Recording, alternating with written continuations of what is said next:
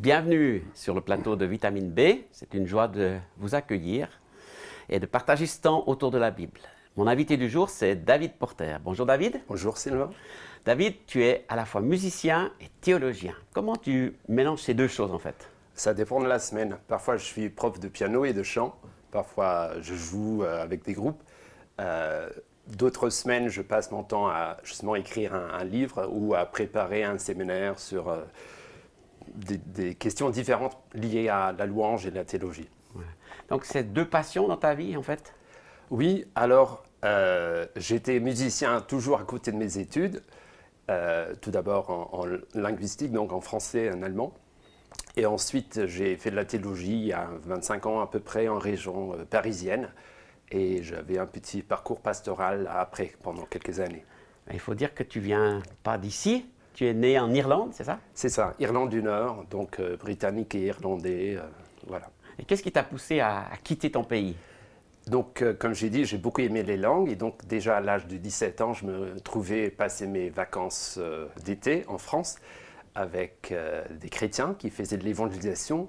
Et j'ai vite appris que, justement, en France, il manquait des églises. Et puis, donc, j'avais à cœur d'aider les chrétiens et d'aider les églises. Et puis, après, il y avait un appel missionnaire qui est venu. Magnifique, on est heureux de t'accueillir dans la francophonie. Merci. Et il y en a déjà plein qui t'ont accueilli, sûrement avant moi. Hein. Et alors, tu lis la Bible régulièrement. Tu as choisi un texte à partager avec nous, c'est lequel? C'est le psaume 27, le premier verset. Donc, je vais le lire. Oui. Psaume 27, verset 1 dit « Le Seigneur est ma lumière et mon sauveur. Je n'ai rien à craindre de personne. Le Seigneur est le protecteur de ma vie. Je n'ai rien à redouter. » Donc, tu as expérimenté cette protection de Dieu dans ta vie, j'imagine? Oui, en tant qu'enfant, donc j'ai grandi dans une famille, on va dire, missionnaire au sein du Royaume-Uni et en Irlande. Et donc j'étais à plein de réunions et c'était en tant que très jeune enfant que, voilà, un dimanche après-midi avec ma mère, j'ai demandé au Seigneur de rentrer dans ma vie. Et après, il y avait peut-être la réalisation de ce que ça voulait dire en tant que jeune, et puis aussi dans les choix, et puis aussi à accueillir le Seigneur de plus en plus dans ma vie, dans le quotidien. Donc la foi fait partie de ta vie familiale, quotidienne, régulière. C'est ça, tout à fait. Et en fait, en tant qu'enfant, j'ai choisi ce verset parce que, entre autres, j'ai 3 grandes sœurs, et avec mes parents, donc on faisait plein de réunions à droite et à gauche en Irlande et en Écosse lorsqu'on habitait là. Mon père avait très peu de prédications, mais dont une qui était basée sur le psaume 27. Mon job, parce qu'on m'avait mis dehors du groupe de chant, parce que j'avais fait rigoler mes sœurs, mon job c'était de faire de la lecture de la parole. Voilà. Et donc j'ai fini par, sans vraiment le faire exprès, apprendre par cœur ce psaume. D'accord. Donc tu étais un très bon récitant. C'était un peu voilà, le but de l'exercice. Ouais. Ouais. Mais tu te sentais un petit peu obligé, forcé dans cette démarche? Oui, justement, oui, c'était un peu voilà, ce qu'on attendait de moi. Donc c'est peut-être avec des années après, des années, que j'ai découvert qu'est-ce que ça veut dire que l'Éternel est ma lumière et mon salut. Et c'est peut-être lorsque on passe aussi par des ténèbres, qu'on se rend compte, finalement, c'est magnifique que Dieu est ma lumière, parce que c'est l'espoir là où parfois on manque de l'espoir, où on voit que des montagnes, et puis donc de savoir que c'est l'Éternel qui est ma lumière et mon salut, qu'on peut revenir à lui et lui faire confiance, c'est ça qui aide à nourrir la foi, mais c'est toujours grâce à lui. Voilà. Donc même en tant que croyant, avec une foi certaine, tu peux avoir des moments difficiles, des moments de remise en question? C'est ça, tout à fait. Parfois c'est des attentes, on parlait des attentes peut-être familiales, ça peut être des attentes d'autres personnes, et donc de savoir que c'est l'Éternel qui soutient ma vie.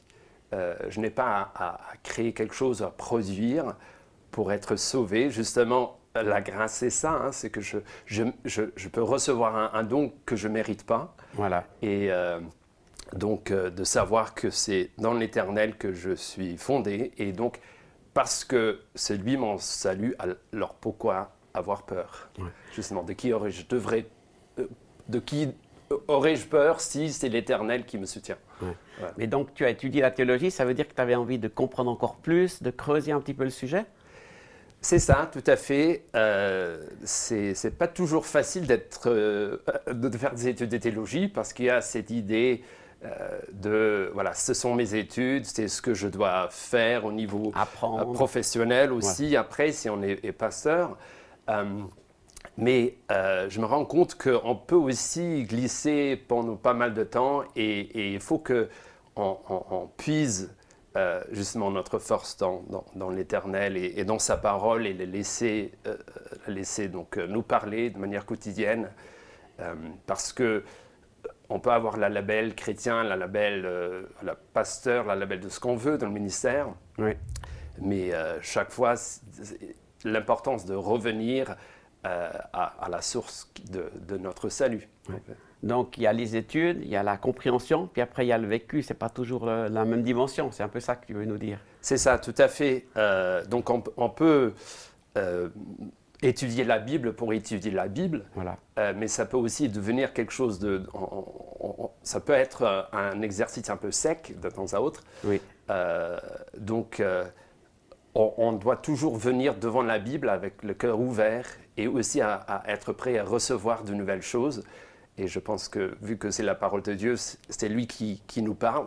Voilà. Et il connaît notre cœur, il connaît aussi nos besoins du moment. Et il y a toujours une nouvelle parole qui sort voilà, pour nous encourager. Donc pour toi, c'est comme cette vitamine dont on parle. C'est ça. La parole t'encourage. Je prends la vitamine C assez souvent. Mon épouse est assez religieuse là-dessus. Et donc, de la même façon, pour vivre tous les jours, il faut aussi me nourrir voilà, de la parole et la laisser ancrée dans le quotidien et dans ma vie. Et comment tu fais le lien maintenant avec la musique, puisque c'est une partie de ta vie aussi? Oui, ce qui est intéressant avec les psaumes, c'est que voilà, il y a plein de matières différentes. Et puis, David a chanté aussi lorsque il se trouvait dans le pétrin, dans les difficultés. Ouais. Et il y a un vocabulaire très riche et très, on va dire, libérateur.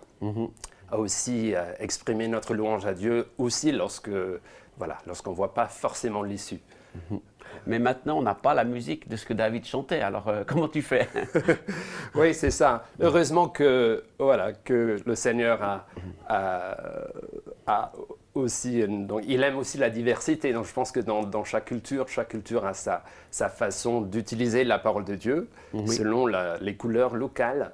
Et donc, je pense qu'il y a toujours la place à inventer une nouvelle mélodie dépendant de ce qu'on vit au moment et dépendant de là où on habite. C'est la culture qui nous imprègne à l'instant. Donc toi, tu as connu plusieurs cultures. Est-ce que tu t'identifies plus à l'une qu'à l'autre ou tu aimes justement cette diversité?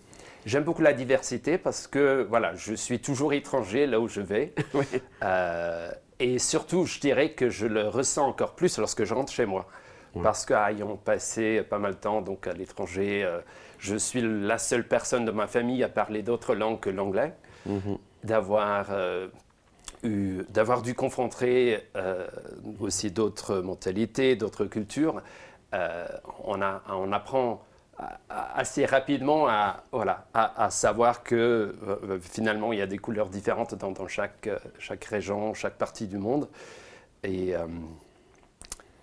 voilà, donc c'est vrai que la Bible parle on est étranger sur terre. C'est ça. Et quelque part, ça, peut-être dans le vécu par moi-même et dans ma famille, on sait un petit peu ce que ça veut dire. C'est qu'on n'a pas des racines un peu nulle part.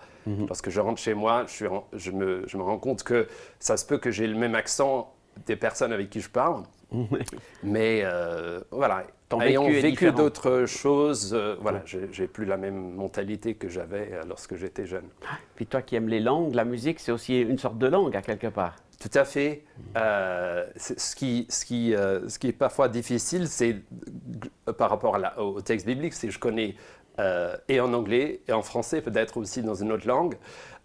Mais la musique aussi, justement, est peu importe la langue qu'on utilise, c'est la parole de Dieu. Et puis, évidemment, il y a toute la question des quelle traduction est-ce que je vais utiliser et tout ça. Oui. Et peut-être je suis moins ancré, moins attaché à une seule traduction, vu que voilà, j'ai dû pas simplement voir donc d'autres traductions, mais aussi dans des langues différentes. Voilà, Et puis toi, tu fais un lien alors avec la théologie et la musique. Tu composes, par exemple? je compose un tout petit peu. Ouais. Tu en connais un tout petit peu. Justement, il y avait, je pense, une semaine de composition où j'ai essayé d'écrire un chant sur ce psaume. Voilà. Et puis, tu en refais peut-être d'autres parce que ça ne s'arrête pas après une composition, n'est-ce pas? Oui, tout à fait, tout à fait. Ça dépend du projet. Voilà. Là, je suis beaucoup dans l'écriture d'un livre, donc j'arrive à la fin. Donc c'est par période. Voilà. Et puis, parfois je me mets au piano, je joue juste voilà, pour le plaisir. Parfois, c'est un texte que je veux exprimer au Seigneur. Et comme je pense toi et d'autres le font, lorsqu'on est chez soi, on a la liberté de juste chanter le texte et on n'a pas la pression de devoir produire quelque chose, de devoir produire une belle mélodie. Ouais. Donc la musique, c'est aussi un peu un prélassement, un divertissement pour toi? Oui, tout à fait, tout à fait. Ça peut aussi devenir, ça peut aussi devenir une partie de voilà, notre vie professionnelle où on est obligé de jouer ceci, cela. Oui. Aussi dans l'enseignement de la musique, il arrive des semaines où je ne joue pas, je n'ai pas forcément envie. Tu fais jouer les autres. Voilà, c'est ça. Ouais. Mais il y a une joie là-dedans aussi de voir voilà, d'autres personnes s'exprimer. Donc tu n'es pas enfermé juste dans ta théologie. Non, pas du tout. Mais tu l'exprimes aussi en musique. Voilà. Et je pense que le mot théologie, c'est intéressant parce que c'est toujours qu'est-ce que je crois de Dieu ou comment je comprends Dieu dans ce moment de ma vie. Oui. Et je pense qu'on ne peut pas avoir une théologie figée. Si j'avance plus avec le Seigneur, alors il faut que le Seigneur devienne plus grand dans ma vie. Donc je pense que voilà, c'est qui est Dieu pour moi aujourd'hui, comment est-ce qu'il s'est manifesté de nouvelles manières récemment. Et donc la théologie doit toujours être en mouvement. Ouais, c'est quelque chose qui est évolutif. Voilà, tout à fait. On penserait peut-être que la théologie c'est très figé, qu'il n'y a qu'une interprétation des choses. Bien sûr, il y a des choses de base très importantes. Voilà, Jésus est mort pour moi, il est ressuscité, bien sûr, toutes ces vérités bibliques. Mais le mot en lui-même, il faut que voilà, ça soit vécu. Voilà. Donc, dans ta théologie, tu as étudié aussi les psaumes et la musique des psaumes, peut-être? Pas vraiment la musique. Sauf que j'étais pas là avec David, donc je ne connais pas vraiment.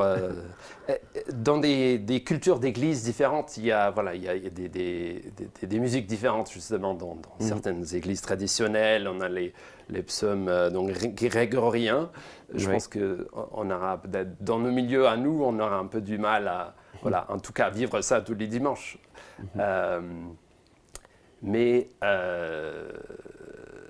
Voilà, j'ai eu le plaisir d'écouter plusieurs projets, parfois sur des psaumes différents, soit aux États-Unis, soit aux Pays-Bas, où c'est tellement, oui, peu importe la musique qui est derrière, c'est tellement riche le texte et ça nous transporte un peu en dehors de nos milieux habituels, de pouvoir exprimer de telles choses à Dieu et je pense qu'on a une grande liberté à utiliser la musique différente selon le contexte. C'est peut-être pour ça qu'on n'a plus la musique réelle et originale dans les psaumes. Voilà, tout à fait. Voilà. Sinon, ça sera, je pense, un peu ennuyeux. Ennuyeux, voilà. Si on devait copier David et chanter comme lui. Hein. Oui, tout à fait. Et au travers des époques et des cultures, alors il y a eu des centaines d'interprétations finalement des psaumes. Oui, c'est ça, tout à fait. Et puis, ce qui compte, c'est que la personne qui chante exprime quelque chose, c'est ça? Comme ça que tu le vois?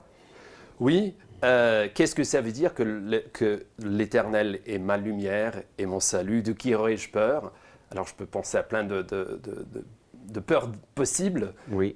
Peur par exemple, de ce qui peut arriver à mes enfants ou à mes parents s'ils sont âgés. Là, j'ai 3 enfants qui habitent tous à l'étranger, du Brésil jusqu'aux Pays-Bas, en passant par Londres. Je ne sais pas ce qu'ils font tous les jours. Heureusement, peut-être. En tant que parent, on fait des soucis pour ses enfants, mais je ne contrôle rien dans leur vie. Donc, de savoir que l'Éternel est aussi leur lumière, leur salut, donc de qui aurais-je peur? Je peux aussi me confier aussi pour eux. et pour des situations que je ne contrôle pas. Et finalement, je pense que c'est 99% des inquiétudes qu'on peut avoir, on ne les contrôle pas, on ne contrôle pas l'issue. Donc, Voilà. heureusement que, voilà, on sait qu'il y a quelqu'un qui gère tout ça et on peut lui faire confiance. Eh bien, merci beaucoup pour cet échange.